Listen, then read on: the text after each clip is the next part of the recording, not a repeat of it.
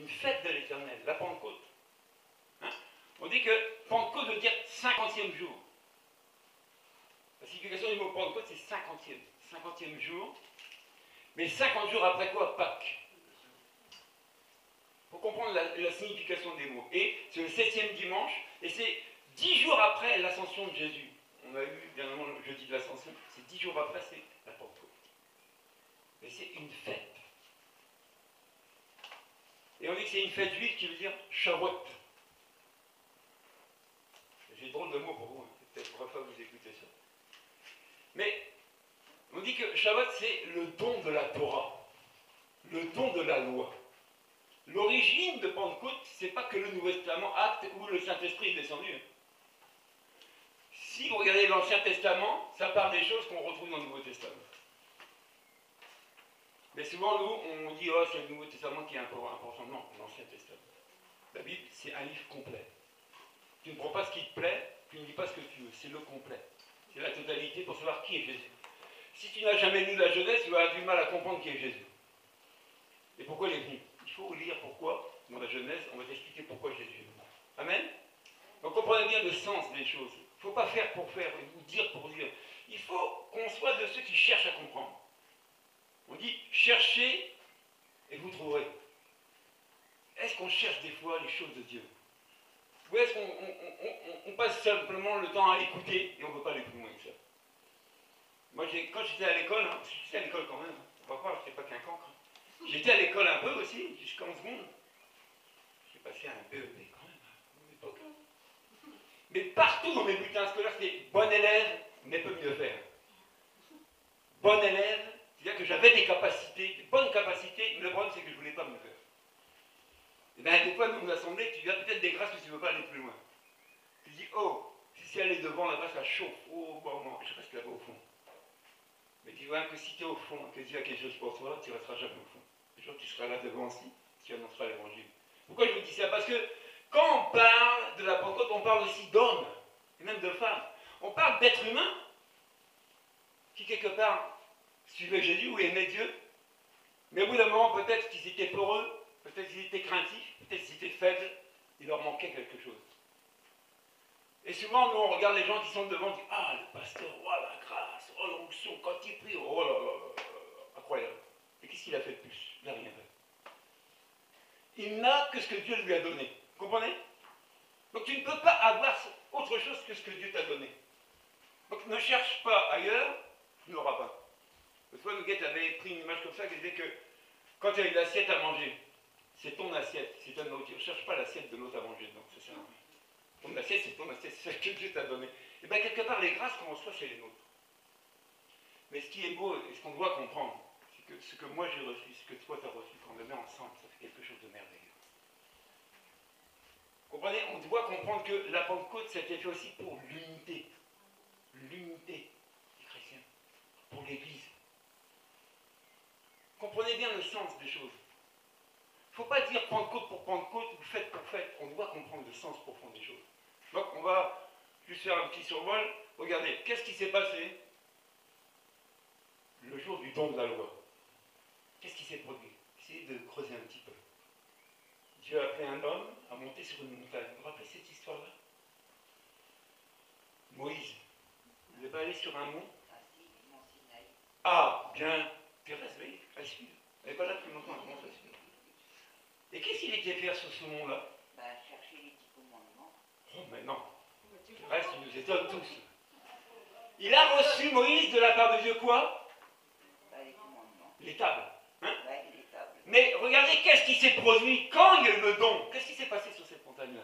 Il y a eu le buisson qui s'est enflammé. Et puis son peuple, il s'est... On dit que la montagne, à un moment, elle s'est embrasée. Oui, voilà. Donc, quand on dit que ça s'est embrasé, ça parle de quoi? De feu. Donc, il y a un don, on donne quelque chose et c'est accompagné de feu. Jean-Baptiste a dit quoi? Moi, je vous baptise d'eau, mais celui qui viendra va vous baptiser de feu et d'esprit. On doit voir le sens profond des choses. Quand on chante « Le feu est allumé aujourd'hui, brûlons-moi, brûlons-moi », tu ne sais pas ce que tu joues. Parce que mon ami, si tu sais que le feu de Dieu, quand il vient sur toi, c'est pour consommer toutes les cochonneries là.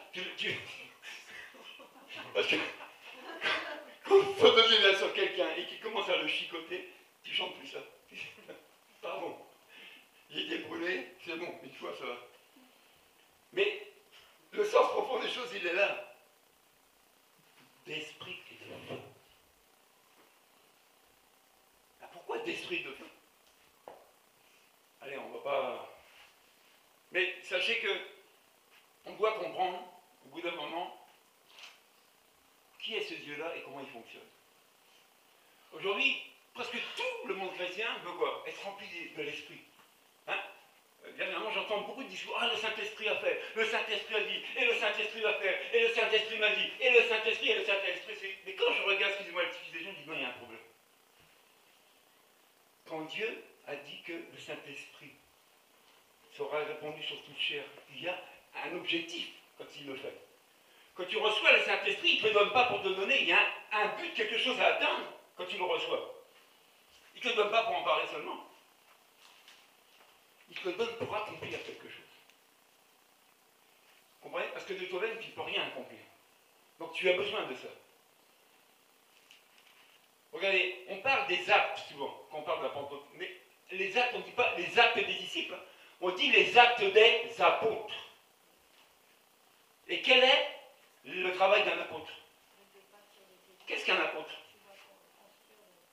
C'est quoi? Hein? C'est un envoyé. Vous voyez? Donc, pour que Dieu envoie quelqu'un, il doit lui accorder quelque chose. Pour que ce pourquoi il l'envoie, il réussisse sa mission. Jésus avait dit quoi? Dans Acte 1, verset 8. Le Saint-Esprit viendra sur vous. C'est pas ça? La puissance du Saint-Esprit sera sur vous. Et vous serez quoi après? Mes témoins. Donc, quand tu veux les choses de Dieu, c'est bien. C'est Dieu qui donne. Réclamez, je te conseille, réclame. Mais attention, quand tu recevras, il faut être témoin. Il faut utiliser ça pour témoigner Christ, et pas que chez toi. Les disciples qui étaient là, ils ont fait quoi? Jérusalem, Judée, Samarie, extrémité de la terre. Voilà pourquoi le Saint-Esprit leur a accordé. C'est pas pour jouer avec. C'est pas pour s'amuser avec le Saint-Esprit. Il en parlait du matin au jour, du soir, et... Ah, oh, le Saint-Esprit m'a révélé. Oh, j'ai tressailli quand il m'a parlé. Oh, le Saint-Esprit, mais tu ne bouges pas de ta chaise. Est-ce que Dieu, le jour de la Pentecôte, ceux qui ont reçu, ils ne se sont pas levés? Ils n'ont rien fait. On ne peut pas recevoir quelque chose de Dieu et pas s'en servir. C'est pas possible. Quand Dieu donne quelque chose à quelqu'un, c'est pour son utilité. Ceux qui étaient avec moi dans la réunion hier, qu'est-ce que j'ai dit? Moi, je m'engage que ceux qui ont des talents, je vais les faire fructifier. Parce qu'un talent que Dieu accorde, ce n'est pas pour le rendre stérile, c'est pour le faire fructifier. Et c'est ça le plus important. Quand Dieu nous donne quelque chose, c'est qu'il en a besoin. Mais il ne te donne pas pour toi, pour dire, ah, j'ai reçu. Bon, c'est bien, gloire à Dieu. Tu fais quoi de ce que tu as reçu? Oui, ça, c'est la façon qu'on a. On parle, mais de ce qu'on parle, on ne passe pas à l'acte. Ce livre qui dit Actes des apôtres, ça retrace ce qu'ils ont fait le jour, depuis qu'ils ont reçu jusqu'à la fin, qu'est-ce qu'ils ont été amenés à faire en ayant reçu ça? C'est ça le problème. Rempli de la puissance d'en haut. C'est pas une petite chose, non? C'est pas une petite chose. Ou alors tu peux faire comme beaucoup. Celui qui est en moi est plus grand que celui qui est dans le monde. Waouh, quelle proclamation de foi. Et puis il y a une mouche qui vient me dire, ah, mais bon. Vous voyez, hein, quand on est ensemble, ça change les prédications. C'est plus les prédications des confinements, moi je suis déconfiné. Amen. L'Esprit de Dieu n'est pas limité. Vous comprenez? Ne le limitez pas. Laisse l'Esprit de Dieu agir en toi et faire ce pourquoi il t'a choisi. C'est pourquoi il a pris de toi et a fait de toi son habitation. Laisse-le faire. Tu n'as pas de compte à rendre aux gens. Amen. Par contre, si tu as reçu, tu n'en fais rien, tu rendras des comptes à Dieu. Tu enfouis ton talent quelque part au fond du jardin. Ce qu'on a reçu, je vous dis, c'est pour le faire fructifier. Mais pour le faire fructifier, il faut le vouloir. Il faut vouloir se lever et travailler. Quelle est la mission première de l'Église? Quelle est la mission de l'Église? Quelle était la mission des apôtres? C'est d'aller partout annoncer la bonne nouvelle. Vous voyez? Mais Dieu savait très bien les dangers qui les attendaient. Dieu connaît ces hommes-là avec leur faiblesse, il le savait. Il dit non, je ne les envoie pas à l'abattoir, hein. Je vais leur donner quelque chose qui va les amener à proclamer ma parole avec assurance. C'est ça qu'on doit comprendre. Quand tu as reçu cette puissance-là, tu as l'assurance de parler de Jésus. Parce que Dieu te cautionne, Dieu est avec toi, on ne peut même pas te toucher. C'est ça la grâce qu'on a. Aujourd'hui, on passe à côté de ça. On réclame beaucoup de choses, alors que c'est Dieu qui donne comme il veut. Et si peu que tu vois les choses se manifester, tu n'en fais rien. Une église, normalement, est appelée à évangéliser. On a reçu pour donner, non? On a reçu pour garder. On a reçu pour donner. On donne à qui? À celui qui a déjà reçu? Le problème, c'est qu'on fait souvent de l'entre-nous. Et à force de faire de l'entre-nous, on va se mordre. Ça, c'est encore une grosse difficulté. Quand vous regardez les actes des apôtres, ils ne sont pas restés contre nous. Au bout d'un moment, il y a eu des persécutions, mais ça c'est comme un éventail. Un qui est parti là, mais ils ont évangélisé beaucoup de régions. Mais parce qu'ils avaient reçu. Et c'est Dieu qui avait donné. Il dit, vous serez mes témoins. Partout, partout. Vous serez mes témoins. Donc, l'histoire de la Pentecôte, ça a un objectif quand on reçoit de la part de Dieu. C'est pour aller annoncer la parole de Dieu. C'est pas pour la garder dans ta poche. Quand tu reçois ça, c'est-à-dire que toutes les faiblesses que tu avais, ce que tu reçois, ça devient une force en toi. Le Pierre qu'on cite, Pierre le peureux, quand, juste après le Pentecôte, regardez le discours de Pierre, c'est pas le même discours que Pierre a eu après qu'avant. Vous comprenez? La différence du Pierre avant la Pentecôte et après, si vous lisez, le Pierre s'est mis debout. Et il a tenu un discours incroyable. 3000 personnes écoutaient son discours et se sont converties. Pourquoi? Parce qu'il avait reçu ce que Dieu lui avait promis, le Saint-Esprit. La puissance. Et là, le Pierre avait assurance dans son discours. Et son discours touchait le cœur des gens. C'est-à-dire que tu peux parler de Jésus en connaissant la Bible, c'est bien, gloire à Dieu. Mais sans ce que Dieu a promis de te donner, ce n'est pas efficace. Vous comprenez? Ça reste parole pour parole. Mais quand l'Esprit de Dieu anime sa parole, c'est esprit et vie que tu parles. Et tu communiques la vie aux gens. C'est ça, toute la différence. Donc cette Pentecôte-là qu'on célèbre encore aujourd'hui, elle a une conséquence, elle a une continuité. Mais souvent je dis, est-ce qu'on est conscient quand on reçoit quelque chose de la part de Dieu? Qu'est-ce qu'on en fait? Regardez la belle image que beaucoup ont faite de fin d'année, pour ceux qui célèbrent encore Noël. On offre des cadeaux aux enfants, non? Et l'enfant, souvent, ton cadeau, il fait quoi avec? Le repas. Il le met dans la malle à jouets, il reste là des années. Ben, souvent, les cadeaux que Dieu nous donne, on en fait pareil, on les en fout. Alors qu'on devrait les utiliser. Je vous dis, il faut relire des fois les textes et s'attarder un peu dans la lecture. Essayer de comprendre qu'est-ce qui s'est passé. Dieu avait fait une promesse. Est-ce que Dieu est un menteur? Et quand ils ont reçu, ça n'a pas été choisi un autre jour. Hein. C'est le jour où il y avait la fête de la Pentecôte que Dieu a décidé de leur donner ça. Rendez-vous compte. Nous disons, Dieu est dans sa parole, il n'est pas à côté. Il est derrière sa parole pour l'accomplir tout. Non. On a un Dieu de promesse, et sa parole est oui, amen. Donc, acte 2. Allez, on va lire un peu. Je vais dire, le frère, il parle. Moi, je peux vous parler qu'une seule chose, ce que je connais, Jésus. J'aime tellement Jésus que je parle de Jésus. Moi, j'ai vécu ma Pentecôte aussi. Non? Tu veux vivre une bonne Pentecôte aujourd'hui? Ben, prépare-toi, on va la vivre. Et tu vas voir, ce ne sera plus le même.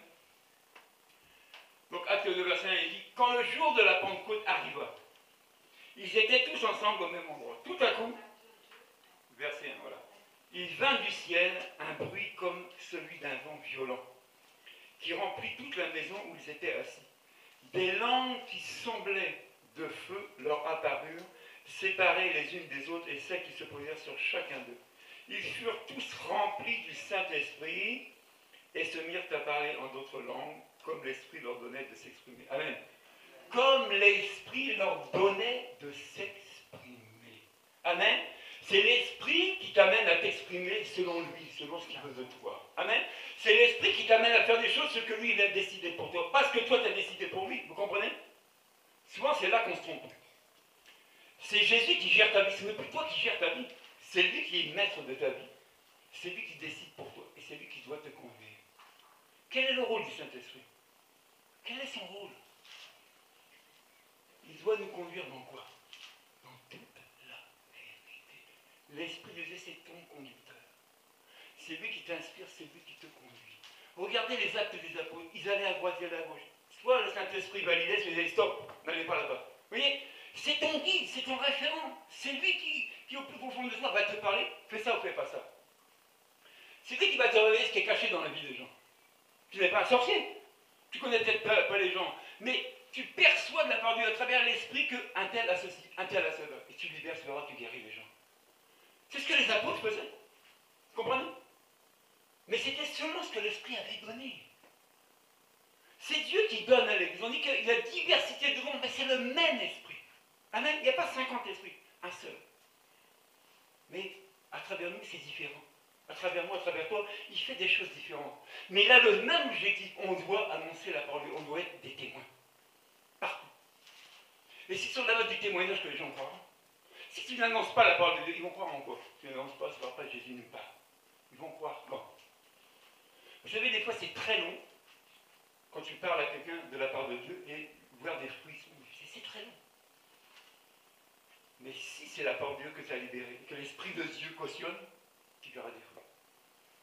Ah oui, demandez à Thérèse, en train de voir des beaux fruits se manifester dans sa famille. Pourquoi? Parce que c'est la parole de Dieu qu'elle écoute et c'est la parole de Dieu qui est animée de l'Esprit de Dieu qui agit. Parole et esprit, ça fait quelque chose. Regardez, on dit que quand on est dans la Genèse, on dit l'Esprit de Dieu se mouvait à la surface de la terre. La terre était informe et vide, il n'y avait rien. L'Esprit de Dieu se mouvait. Dès que la bouche de Dieu parle, l'Esprit confirme et la chose existe. Parole, esprit, deux choses. C'est ça qu'on doit comprendre. Et quand on parle du feu, parce qu'ils disent des langues de feu. Langue veut dire parole, mot. Hein? Ils parlèrent. Donc il y a quelque chose qui leur a donné de nouveau. Mais il y a quelque chose que Dieu a jeté, le feu. Pourquoi faire? Parce que dans ton langage, il y a des choses qui ne sont pas bonnes. Dans ta vie, il y a des choses que Dieu n'aime pas. Il dit le feu va détruire ça, le feu va consumer ça. C'est ça le feu de Dieu. Vous comprenez? Quand Dieu saisit quelqu'un, c'est plus la même personne. C'est pas possible. L'esprit et le feu sur la vie d'une personne, ça change tout. Ça change tout.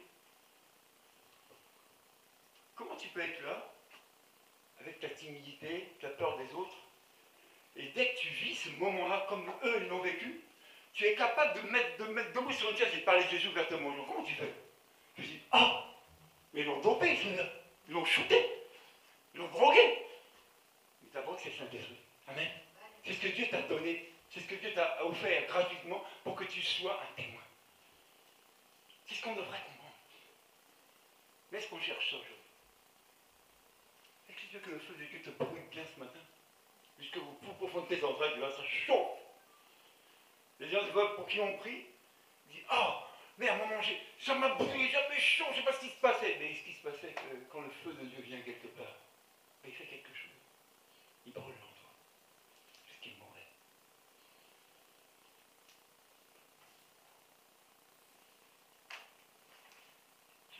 Regardez. Quand vous allez plus loin, on parle de Acte 4. Hein, dans la lecture. Donc on a vu la Pentecôte, hein, le jour de la Pentecôte, comme c'était la fête, ben, les disciples étaient là pour la fête, hein, et c'est seulement que Dieu a choisi pour leur envoyer le Saint-Esprit. Maintenant, Acte 4.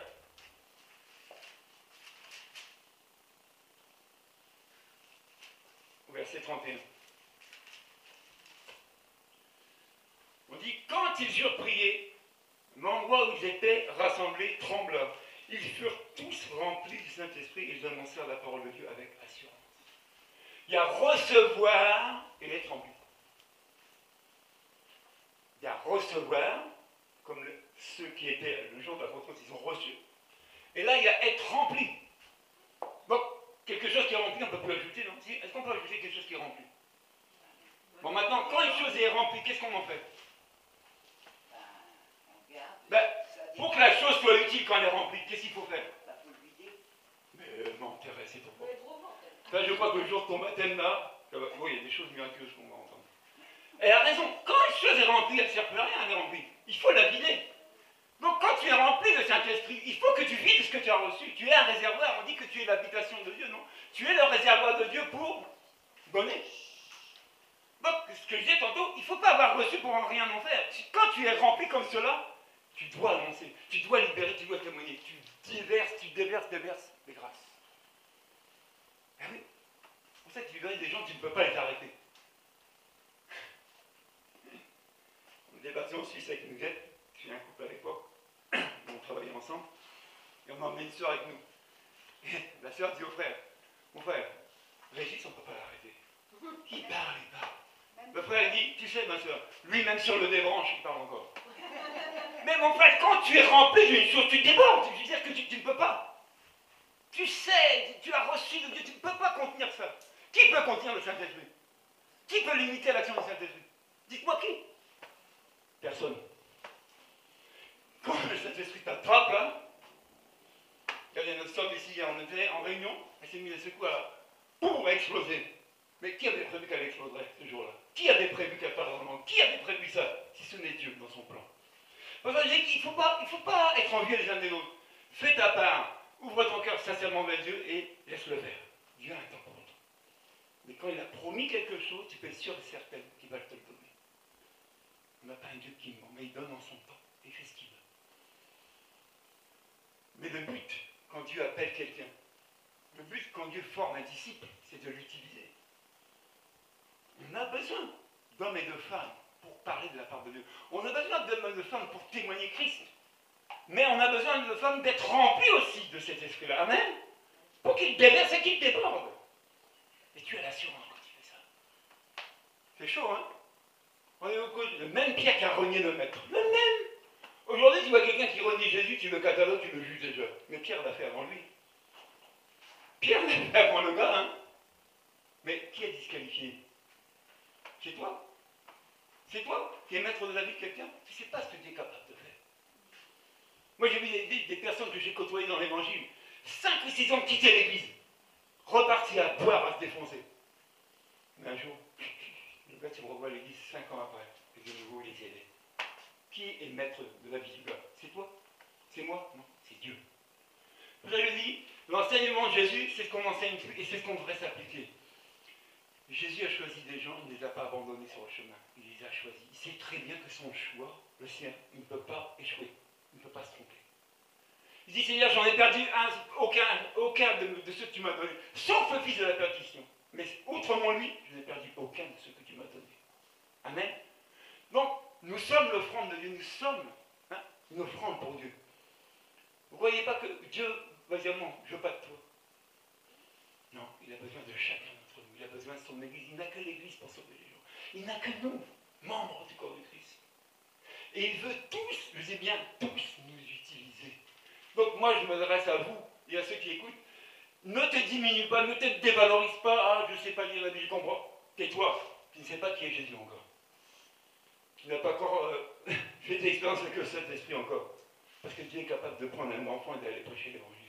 Dieu est capable de ressusciter un mort, le mort s'adresse aux vivants. Dieu est capable de tout. Lazare, c'était qui? Lazare n'était pas mort depuis 4 jours? Est-ce que Dieu a été limité pour le ressusciter? Non, Dieu n'a pas de limite. C'est nous qui limitons Dieu dans nos petits plans. Pourquoi? Parce que nous, on réfléchit tellement qu'on annule ce que Dieu a dit. Et c'est ça la grosse erreur. Moi, je vous dis, arrêtez vos limites, arrêtez vos petits plans et attendez-vous simplement à ce que Dieu est capable de faire pour vous. Parce qu'on a un Dieu de promesses. Ne limite jamais Dieu. Ne te condamne pas toi-même parce que tu n'as pas fait, parce que tu as pas... Laisse ça tomber sur ton raisonnement. Si tu es sincère avec Dieu, tu reconnais tes erreurs, c'est suffisant. Si c'est les hommes, je t'ai pardonné, mais je n'ai pas oublié. C'est ce que les hommes vont faire. On a un Dieu dit capable de tout. Un Dieu qui est fort et puissant, en parole et en acte. Tu as peut-être que la parole, mais il te manque quelque chose pour passer à l'action. Peut-être que tu n'as jamais vécu cette Pentecôte profondément. Et tu en as besoin. On doit comprendre le sens profond de recevoir quelque chose de la part de Dieu et l'utilité. C'est pourquoi il te le donne.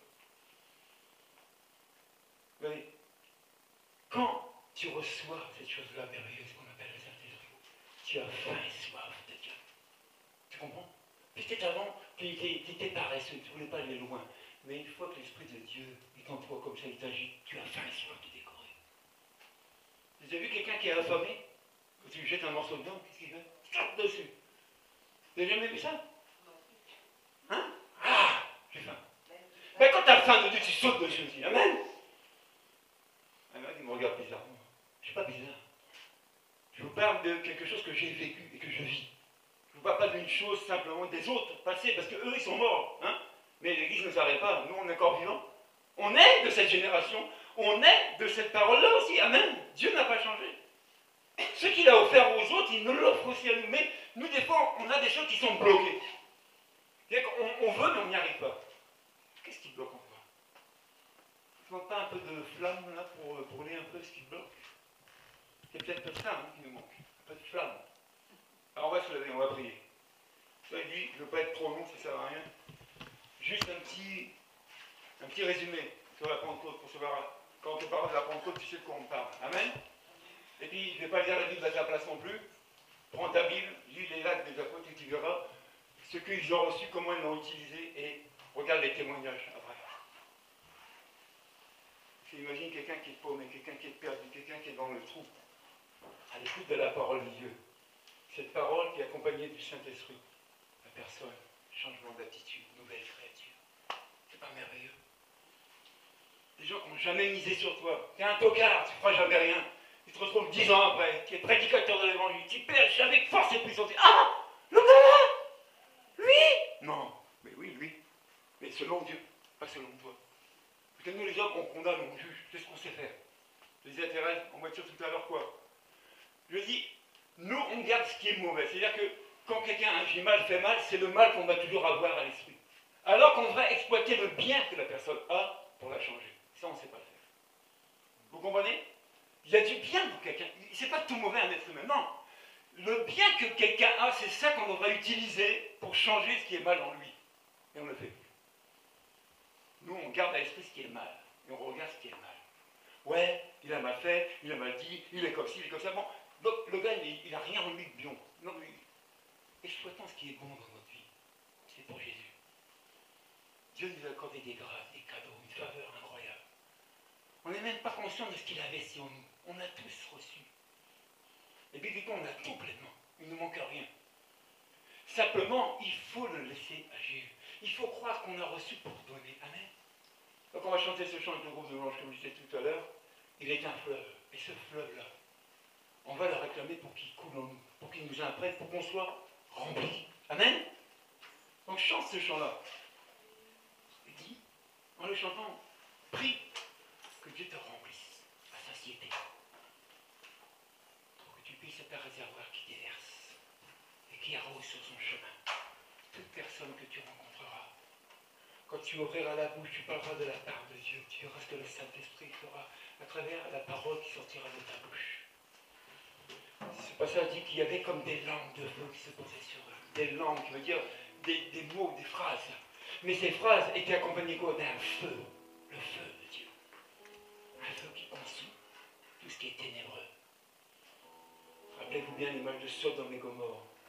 Le soufre, tout ce qui est tombé. Ça a brûlé, ça a consumé. Mais Dieu avait épargné quelques personnes. Lot. Mon frère, ma soeur, Dieu t'a épargné. Tu devais peut-être mourir il y a quelque temps. Dieu t'a gardé en vie.